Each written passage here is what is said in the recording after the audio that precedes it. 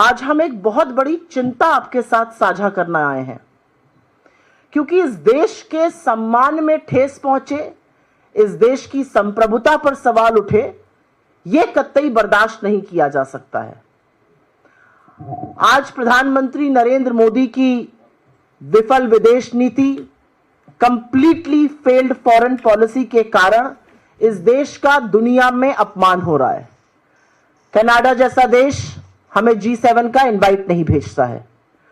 Trump बार बार cease fire का श्रेय ले चुके हैं और असलियत अब यह है कि ट्रंप को छोड़कर अब बाकी देश, कल रूस ने भी माना कि ट्रंप ने हमारे बीच मध्यस्थता करी थी और उनके कारण सीज फायर हुआ।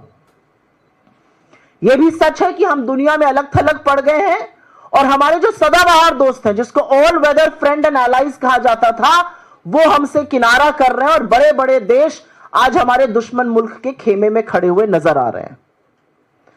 असली बात यह है कि जिस पाकिस्तान को हमने टोटली दरकिनार कर दिया था, वो आज धड़ल्ले से हीरो बना घूम रहा है। उसको विश्व के तमाम मल्टीलैटरल एजेंसीज में प्रतिनिधित्व का मौका मिल रहा है, वो संयुक्त राष्ट्र में कमिटियों का चेयरपर्सन बन रहा है। असलियत यह है कि उसको मल्टीलैटरल एजेंसीज एक के बाद एक आर्थिक सहायता दे रही हैं और हम कुछ नहीं कर पा रहे हैं। आज के दिन प्रधानमंत्री नरेंद्र मोदी कश्मीर गए हैं।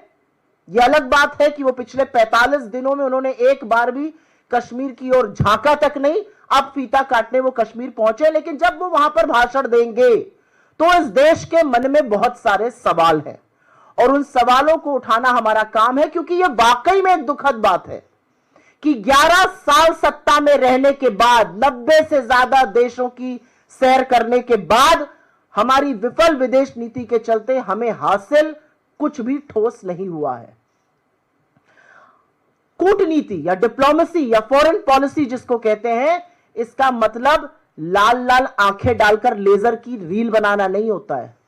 कूटनीति का मतलब होता है कि आप विश्व में भारत का हित सर्वोपरि रखिए। कूटनीति निरंतर होती है, ये खोखले दावे नहीं होते हैं।